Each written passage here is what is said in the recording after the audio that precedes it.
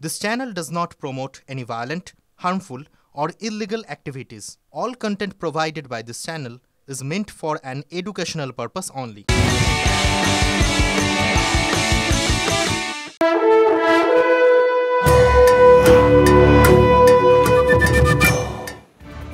ISF এর হলোটা কি? বাম কংগ্রেসের সঙ্গে আসন সমঝোতা করতেই পারল না আইএসএফ। একাই লড়বে নওশাদ সিদ্দিকীর আইএসএফ এর সমালোচনায় বাম কংগ্রেস। বামেদের কাছে 7 থেকে 8টি আসন চেয়েছিল আইএসএফ, কিন্তু বামেরা আইএসএফকে 3টির বেশি আসন ছাড়তে রাজি নয়। ডায়মন্ড হারবার আসনে লড়ার কথা জানিয়েছিলেন খোদ নওশাদ সিদ্দিকী। তাকে সমর্থনের কথা ঘোষণা করেছিল বাম এবং কংগ্রেস, কিন্তু নওশাদ ওই কেন্দ্রে না দাঁড়ানোয় সিপিএম সেখানে প্রার্থী দিচ্ছে। ডায়মন্ড হারবার আসনে দেরিতে প্রার্থী ঘোষণার দায় একে অপরের কাঁধে চাপাচ্ছে আইএসএফ এবং সিপিএম।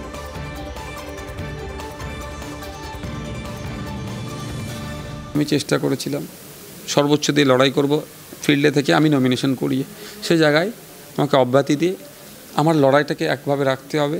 নওশাদ সিদ্দিকী কিন্তু কন্টেস্ট করছে, হয়তো নামটা মজনু লস্কর। 7 পর্যন্ত সে নেমে গিয়েছিলাম, এখন তো এবার দেয়ালে পিঠ থেকে গিয়েছে। মুর্শিদাবাদের মতো সিটটাকে আমরা ছাড়তে প্রস্তুত হয়েছিলাম। কংগ্রেসের মধ্যে বা লেফটের মধ্যে তাদের অজান্তে আরএসএস ঢুকে বসে নাই তো, যারা চাইছে না পশ্চিমবাংলাতে তৃণমূল বা বিজেপি দুর্বল হোক। যেহেতু তাকে বললো আমাকে কেন জিজ্ঞেস করছো? আমি তো লড়াইয়ের ময়দানে আছি, সবার মুরুদ হয় না শেষ পর্যন্ত লড়াই ময়দানে থাকার। লড়াইটা হচ্ছে বিজেপির বিরুদ্ধে। এবার কেউ কেউ বিজেপির বিরুদ্ধে বলছে, কেউ কেউ সিপিএম বিরুদ্ধে বলছে, তোর বুঝতে হবে কে কার পক্ষে। আইএসএফ আর বামেদের মধ্যে এই যে আসন সমঝোতা নিয়ে একটা জট, এই নিয়ে কুণাল ঘোষ এবং দিলীপ ঘোষ কি প্রতিক্রিয়া দিয়েছেন শোনাই একবার আপনাদের। নওশাদের মনে হয় যে না তিনি দাঁড়াবেন না আর একজনকে, সেটা তাদের সিদ্ধান্ত। তার জন্য আমি আলাদা করে নওশাদকে কোনো কটাক্ষ করা বা সমালোচনা করা আমি তার প্রয়োজন দেখছি না। ওরা ছোট দল শুরু করেছে, আমাদের সঙ্গে মত পার্থক্য আছে, নিজেদের মতো চলছে, চলুক। আমরা জানি ডায়মন্ড হারবারে অভিষেক বন্দ্যোপাধ্যায় 4 থেকে 5 লাখ ভোটে জিতবেন। সব সেটিং সব কিছু ডায়লগ খালি জল টানার দিকে, কিন্তু লোকে আর এদিক ওদিক তাকাচ্ছে না। নাইদার রাইট নর লেফট, গো স্ট্রেট বিজেপি। ওদিকে বসিরহাট কেন্দ্রে আইএসএফ এর হয়ে প্রার্থী বদল। বসিরহাটে আইএসএফ এর হয়ে লড়ছেন না সাইদুল ইসলাম। সিপিএম আইএসএফ জোট ভেস্তে যাওয়ায় ভোটে না লড়ার সিদ্ধান্ত সাইদুলের। কয়েকদিন আগেও দলীয় বৈঠকে যাননি সাইদুল লড়াই করতে রাজি না হওয়ায় প্রার্থী বদল করতে বাধ্য হলো আইএসএফ। 28/3/2024 আইএসএফের চেয়ারম্যানকে আমি একটি চিঠি দিয়েই জানিয়েছিলাম যে যদি জোট না হয় তাহলে আমার পক্ষে বসিরহাট লোকসভাতে লড়াই করাটা অসম্ভব হয়ে যাবে বা আমি লড়তে চাই না। সেই দাবিকে তারা মান্যতা দিয়েই আমার নাম সেখান থেকে উইথড্র করেছেন। হুমকি বা কারোর চোখ রাঙানির কাছে মাথা নত করার প্রশ্নই নেই, কিন্তু আমি ভাবলাম যে জোটটা যদি না হয় তাহলে সামগ্রিক একটা লড়াই করা যাবে না। এদিকে আইএসএফকে তাদের সিদ্ধান্তের পুনর্বিবেচনা করার অনুরোধ করলেন সৃজন ভট্টাচার্য। ভোট ভাগাভাগি হলে তৃণমূল বিজেপির লাভ। যাদবপুর লোকসভা কেন্দ্রের 7টি বিধানসভায় তৃণমূলের বিরুদ্ধে লড়ার ক্ষমতা একমাত্র বামেদের রয়েছে। আমি নিশ্চিত তারা তাদের সিদ্ধান্ত পুনর্বিবেচনা করবেন, অনুরোধ করব। এইভাবে ভোট ভাগাভাগি হলে তৃণমূল বিজেপি ছাড়া আর কারোর লাভ হবে না, এটা সকলে বোঝেন, আইএসএফ নেতৃত্বও বোঝেন যে এটা কেবলমাত্র ভাঙড়ের ভোট নয়।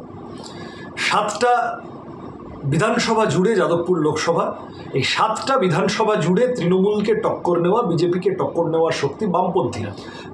লাল ঝান্ডাকে পাশে নিয়ে আগামী দিনের লড়াইটা লড়তে হবে। যাদবপুর আমরা তৃণমূল বিজেপি মুক্ত করার যে আহ্বান জানিয়েছি সবাইকে সাথে নিয়ে, সেই বেসিক আহ্বান থেকে আমি এখনও সরছি না। একসাথেই পথ চলতে চাই সবার সাথে।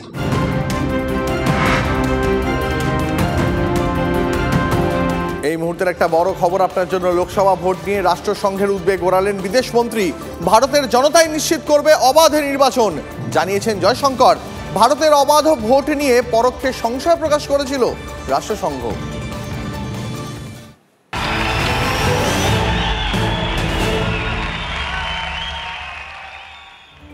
সিএএ ইস্যুতে প্রধানমন্ত্রী বনায় মুখ্যমন্ত্রী। কোচবিহারে 2 হেভিওয়েটের জোর টক্কর। সিএএ মাথা, এনআরসি লেজা তো মমতা বন্দ্যোপাধ্যায়ের। প্রত্যেক পরিবারকে নাগরিকত্ব দেওয়া হবে, মোদির গ্যারেন্টি, সাফ কথা প্রধানমন্ত্রীর। ভোটের আগে ক্যাকা করে চিল্লাচ্ছে, মনে রাখবেন ক্যাকা হচ্ছে মাথা মাছে, আর লেজাটা হচ্ছে এনআরসি। যখনই আপনি নাম লেখালেন সঙ্গে সঙ্গে আপনি বাংলাদেশি হয়ে গেলেন, অর্থাৎ আপনি লক্ষ্মীর ভান্ডার পাবেন না, আপনি কন্যাশ্রী পাবেন না, আপনি ভোট দিতে পারবেন না, আপনার নাগরিক অধিকার থাকবে না, আপনার সরকারি অধিকার থাকবে না। এটা ভালো না খারাপ নিজেরা বুঝে নিন। लेकिन टीएमसी मतुआ साथियों की कभी परवाह नहीं की, लेकिन आज जब बीजेपी सरकार सीएए लेकर आई है तो ये अफवाहें फैला रहे हैं। मां भारती पर आस्था रखने वाले हर परिवार को नागरिकता देना ये मोदी की गारंटी है।